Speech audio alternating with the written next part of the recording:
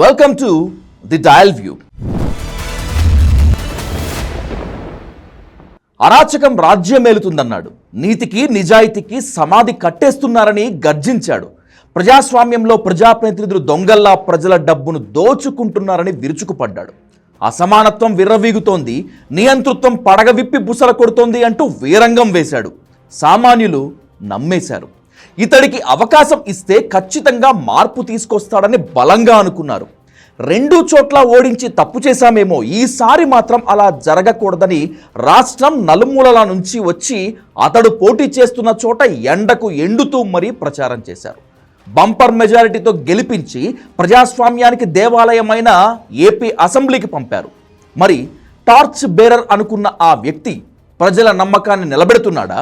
అతడిపై పెట్టుకున్న గంపెడ ఆశలను, కోటి కలలను నిజం చేస్తున్నాడా? Coming to the straight point, Pawan Kalyan మార్పు తీసుకొస్తున్నాడా? మున్ముందైన ఆంధ్రప్రదేశ్ డిప్యూటీ సీఎం మార్పు తెస్తాడా లేదా?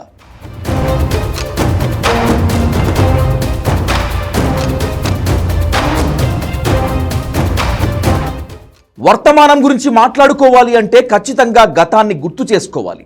పవన్ కళ్యాణ్ ప్రజల ఆశయాలను, ఆకాంక్షలను నెరవేరుస్తున్నాడా లేదా అనేది నిర్మోహమాటంగా మాట్లాడుకోవాలంటే తప్పకుండా గతించిన కాలాన్ని ఓసారి పలుకరించాలి.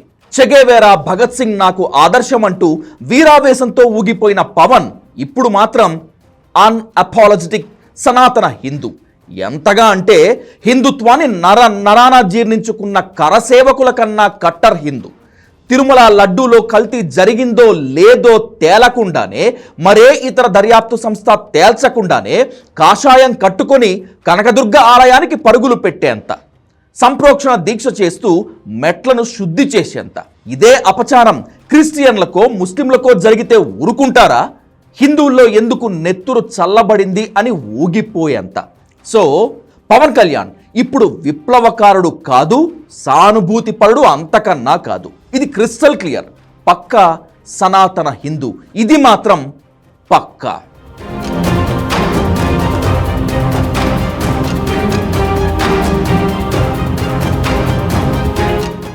భవిష్యత్తు ఎలా ఉంటుందో, ఎలా ఉండబోతోందో తెలుసుకోవాలంటే అసలు వర్తమానం ఎలా ఉంది అనేది తరచి చూడాలి.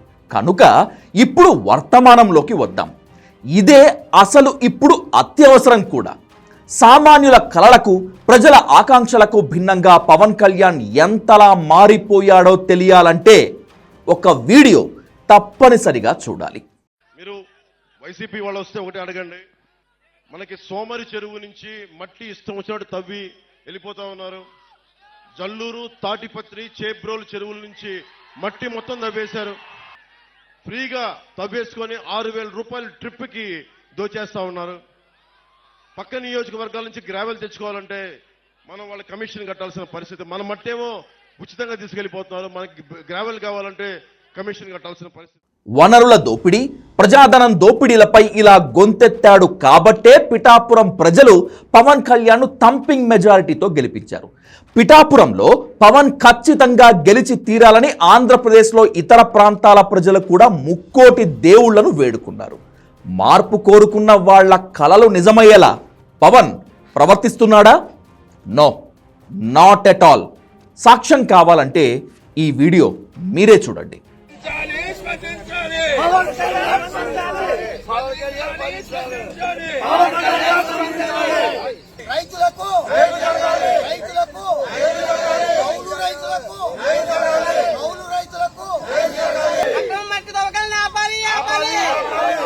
ఇక్కడ అర్ధనగ్న ప్రదర్శన చేస్తూ మట్టి దోపిడీపై గర్జిస్తున్న వీళ్ళంతా పిఠాపురం రైతన్నలు.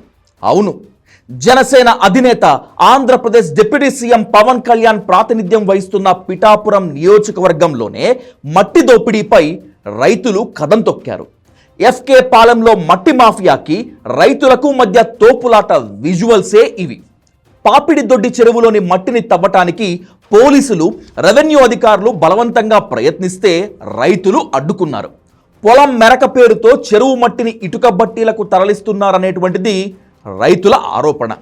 అసలు పంచాయతీ తీర్మానము, ప్రజాభిప్రాయము తీసుకోకుండా ఎంఆర్ఓ మట్టి తవ్వకాలకు ఎలా అనుమతి ఇస్తానంటూ రైతులు నిలదీస్తే అధికారుల నుంచి సమాధానం లేదు. న్యాయం చేయకపోగా కేసులు పెడతామంటూ రైతులకు బెదిరింపులు.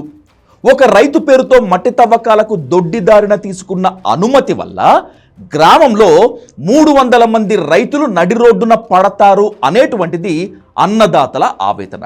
ధర్నాలు, రాస్తారోకోలు, నిరసన ప్రదర్శనలు ఎన్ని చేసినా సరే ఫలితం లేకపోవడంతో స్థానిక జర్నలిస్టులు మట్టి దోపిడీపై వరుస కథనాలు రాస్తే జనసేన నేతలకు కడుపు మండింది. తమ అక్రమ సంపాదనకు గండి కొట్టారనేటువంటి అక్కసుతో సోషల్ మీడియాలో జర్నలిస్ట్ లక్ష్మణ్పై అసభ్య రాతలు, బెదిరింపు పోస్టులు పెట్టించారు.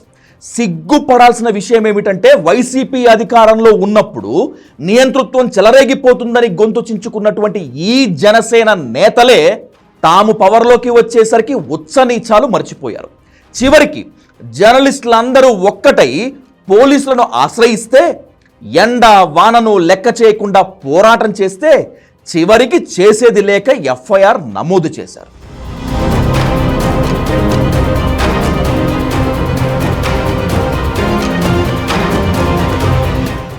ఇంతటితోనే అయిపోయిందని అనుకోవద్దు పిఠాపురంలో పవన్ పరిస్థితి. నియోజకవర్గంలోని మల్లాన్ గ్రామంలో జరిగినటువంటి దళితుల బహిష్కరణపై యావత్ దేశం మండిపడినా కేసు బుక్ చేయాల్సింది పోయి అధికారులే రాజీ చేసినటువంటి దుర్మార్గంపై Pithapuram MLA, Andhra Pradesh deputy CM Pawan Kalyan నేటికి నోరు మెదపకపోవటం సిగ్గుచేటు. ఈ రోజుకు కూడా కరెంట్ షాక్ కొట్టి చనిపోయినటువంటి ఆ మృతుడికి నివాళి అర్పించకపోవటం, ఆ కుటుంబానికి కనీస పరామర్శ చేయకపోవటం మానవత్వానికే మాయని మచ్చ అని పిఠాపురం ప్రజలు మాత్రమే కాదు, తెలుగు రాష్ట్రాల్లోని ప్రజాస్వామికవాదులు మండిపడుతున్నారు.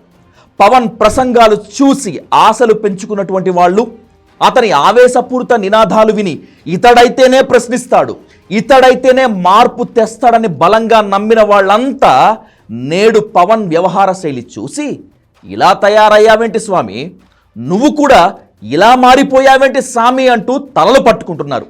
చివరికి పవన్ కళ్యాణ్ కూడా పవర్ ముందు జీ హుజూర్ అంటాడా? చివరికి 6 అడుగుల బుల్లెట్టు జనసేనాని కూడా ఇతర రాజకీయ నేతల్లాగే ఆ తానులో ముక్కగా మిగిలిపోతాడేమో అని పెదవి విరుస్తున్నారు. To the last but not at all least, majority politicians are blind folded అనేటువంటిది ఓ గ్రీక్ నానుడి ఉంటుంది. అధికారంలో ఉన్న నేతలకు కళ్ళు చెవులు పనిచేయవు అని దీని అర్థం. ఎందుకంటే భజన చేసే బ్యాచ్ అంతా చుట్టూ చేరి నిజాలు చూడనివ్వకుండా, సత్యాలు వినబడనివ్వకుండా చేస్తారు అని దీని అర్థం. ఒకవేళ ఇదే పవన్ కళ్యాణ్ బాధ్యతారాహిత్యానికి అసలు సిసలైనటువంటి కారణమే అయితే, dear deputy CM Pawan Kalyan, ఇప్పటికైనా మించిపోయింది ఏమీ లేదు. నిన్ను నమ్ముకున్న ప్రజలను విడిచిపెట్టకు, వారి కలల రెక్కలను తెగనరకకు. ప్రత్యామ్నాయంగా నువ్వు ఒక్కడే నిలబడతావు అని నమ్మిన ప్రజల విశ్వాసానికి సమాధి కట్టకు. ఇలా చెప్పటం మీకు మాత్రమే కాదు, మీ భజన బ్యాచ్కు అస్సలు నచ్చకపోవచ్చు, మాపై బూతులతో విరుచుకుపడచ్చు. అయినా సరే నిర్మోహమాటంగా చెప్తున్నాం, you must change your self. ఎందుకు ఇంత తెగించి చెప్తున్నామో తెలుసా? డైల్ న్యూస్ ముమ్మాటికి ప్రజల కోసం, ప్రజాపక్షం.